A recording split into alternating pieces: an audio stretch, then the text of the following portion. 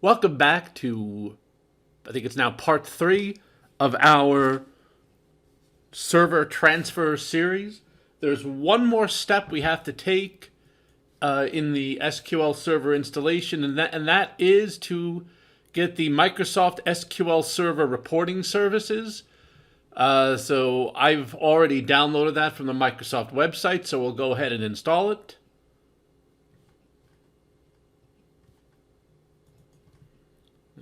Okay, it's fairly straightforward, and we have the Express Edition. So we're going to go ahead and click Next.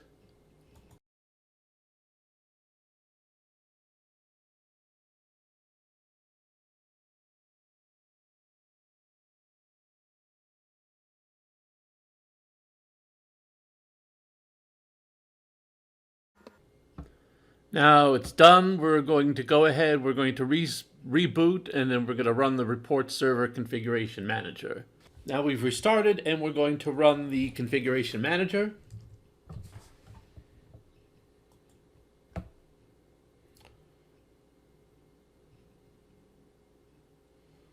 And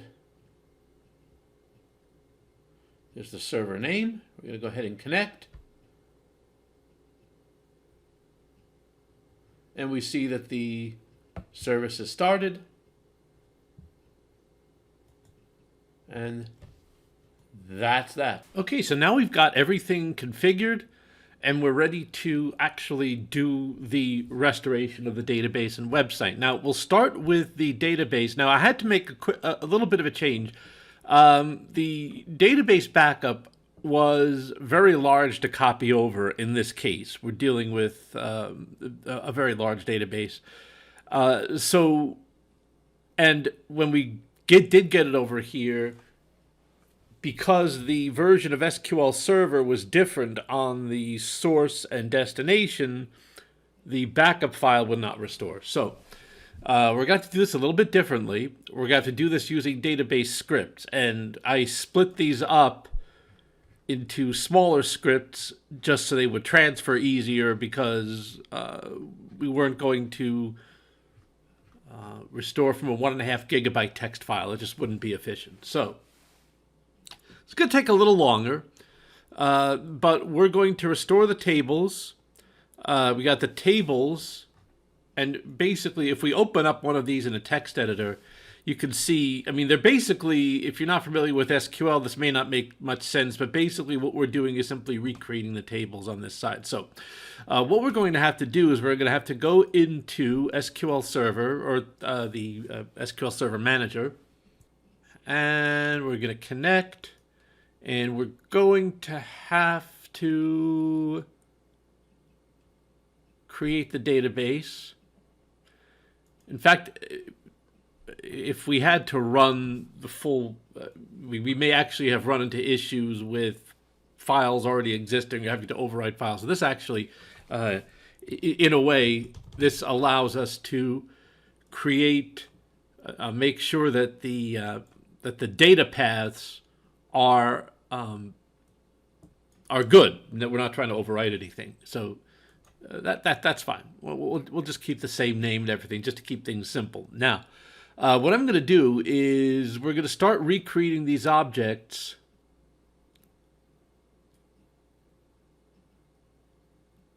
And I'm going to open File, and I have these database scripts open. And I wonder, let's just open all of these, except for the other objects. It's going to be a lot of documents. And we're going to have to let it do some minor reformatting.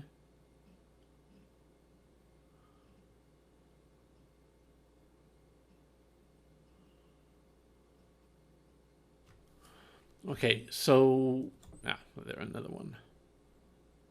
So we're just going to go through these basic, we're going to go through these and just execute them one by one to recreate the database tables.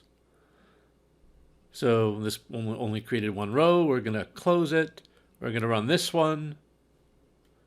and close it, and then we'll just keep going through the remainder of them.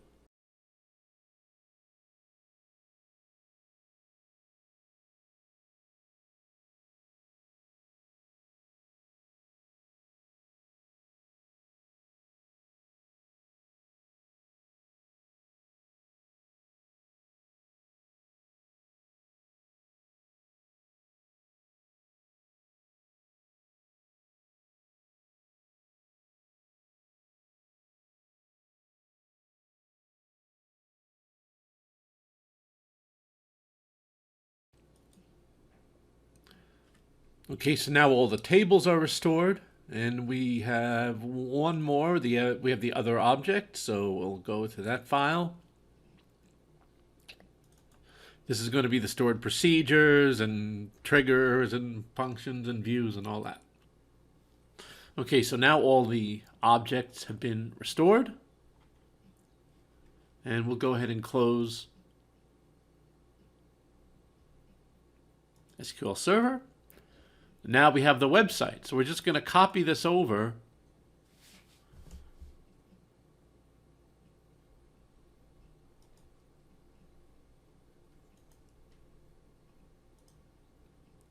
to our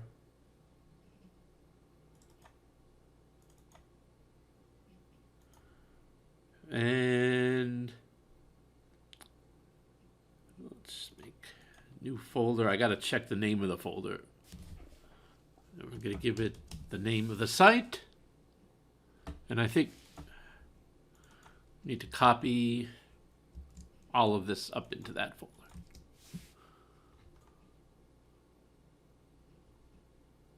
And so we need to copy it all up into this folder, and then we can delete the folder there. Okay, so the last thing remains for us to go into IIS and make sure this is up and running. Okay, so now we have everything copied. We are in Internet Information Services Manager. We want to make sure we have a folder to copy the site into. So we're in the inetpub www root. Again, this is the default folder that Windows and IIS set up. But I'm going to make a folder within here. And I'm just going to give this the name of our site. And I'm going to copy the files into it.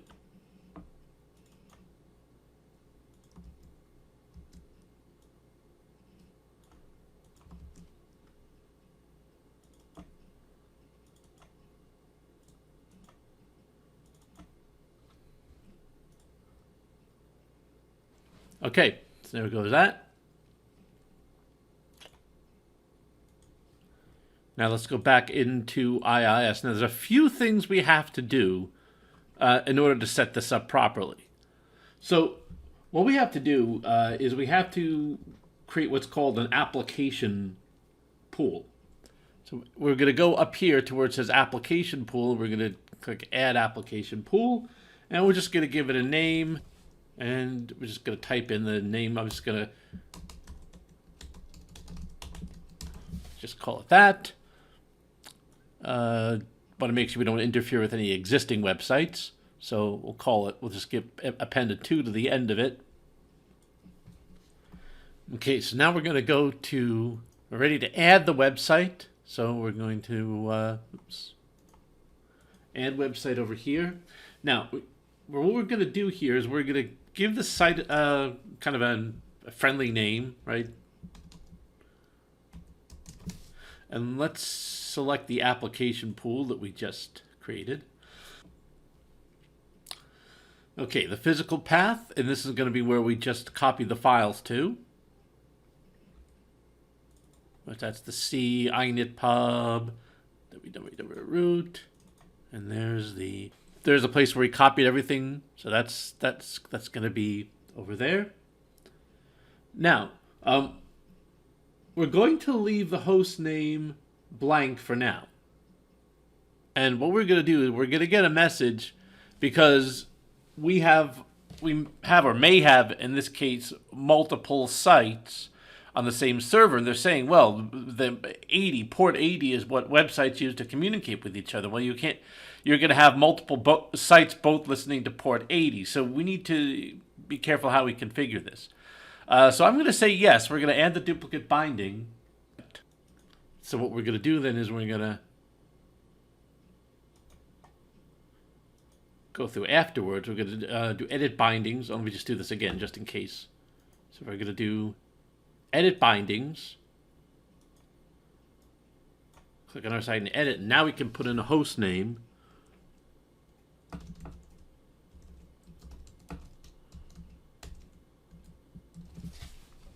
Port 80. And now we can close. And now we can start the site. Okay.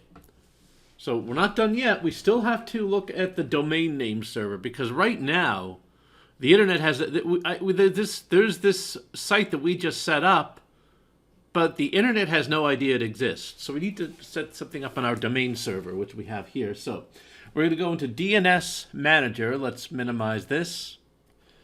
Okay, so here we are in DNS Manager, and this is how we're going to tell the internet where the site is. So we're going to go ahead and go to forward lookup zones.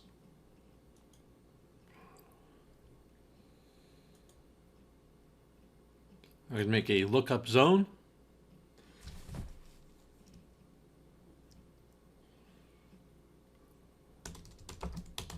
I'm going to give this the domain.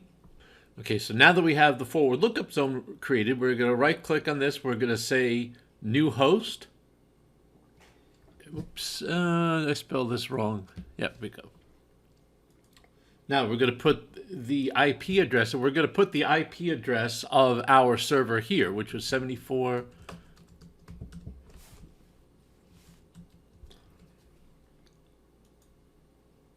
And then we see it's successfully created. Now we go back to IIS, and let's go ahead and see if we can browse to our new website. And here now you see our final website. We have one further step in this process, and that is installing an SSL certificate. So we make sure that we have, because this is not a secure website yet, so we want to make sure we do that. In the last video in this series, we'll show that process. So again, thanks for watching, and enjoy the rest of your day, and we'll see you in part 4.